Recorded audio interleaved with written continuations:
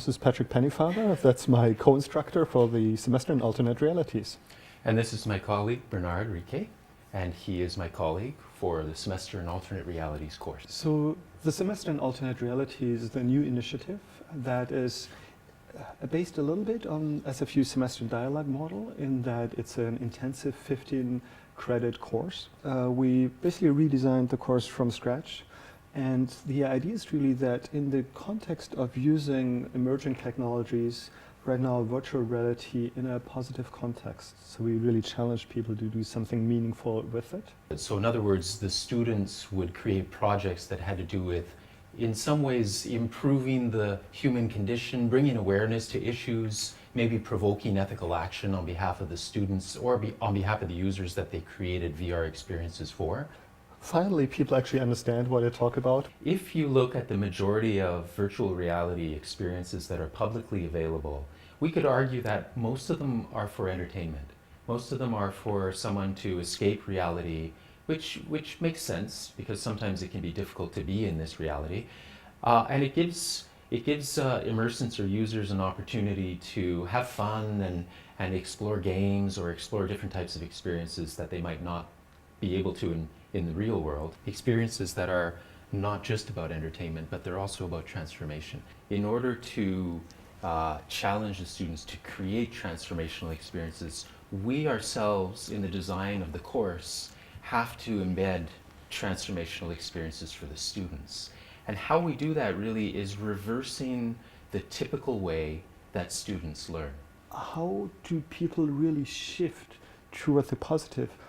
Some people really care about their planet, the neighbors, the environment, the social system, even people of different opinions, and others don't. What's the difference? What kind of experiences have these people made?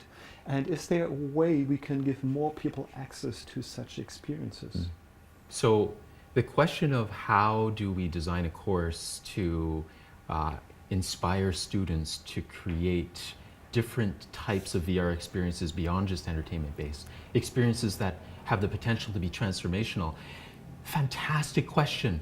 And that is the question that we hold over the entire course. So we don't tell them that as much what to read and which tutorial to do to learn these techniques. It's really they need to design their own learning process. We don't want to direct the students exactly what to do.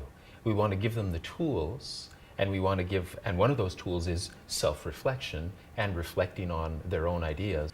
So this is demonstrated usually in our first week, and our students start to understand this is a different way of learning in our first week when they keep asking us for the answers and we keep putting it back to them to answer. So when we ask them to do projects, we really ask them first, what do you care about? Why do you want to do this? What does it mean for you? What does for good even mean for you? So here in this course, we really want people to think of, okay, what's the affordance of the medium? How could you use them? And how could you do something positive with it?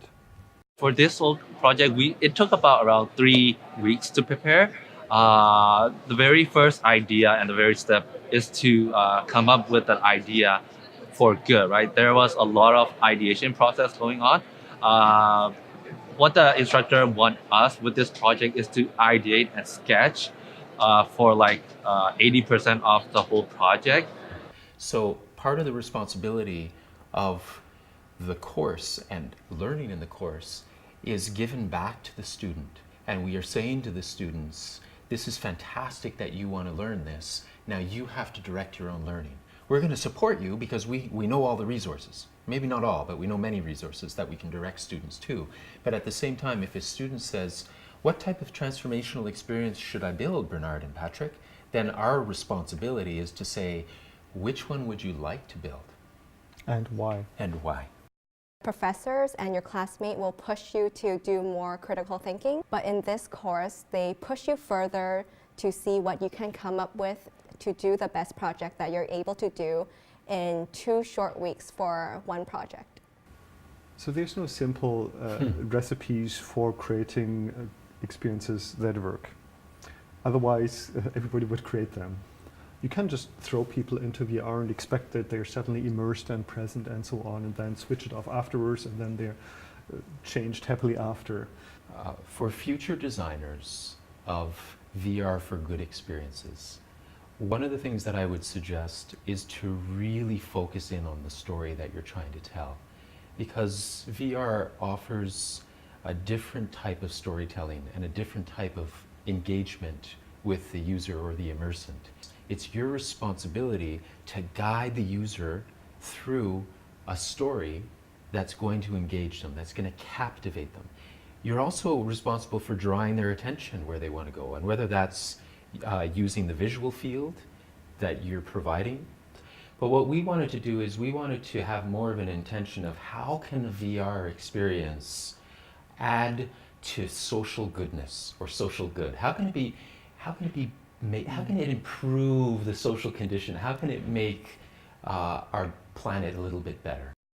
The reason that we think our project is under VR for good is it creates empathy towards the coma patients or even any other patients in general, because not a lot of people know how the patients are being treated, and they could be mistreated, and a lot of these cases go unnoticed.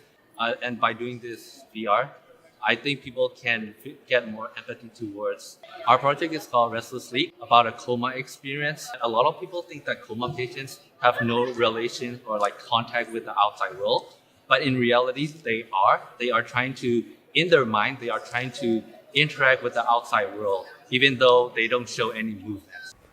Of course, technology isn't quite there yet, but I think what we're trying to do in this course is to really think about where it can go in 5, 10, 20, 50 years. Just imagine what might be possible then. We're students in semesters of alternate realities.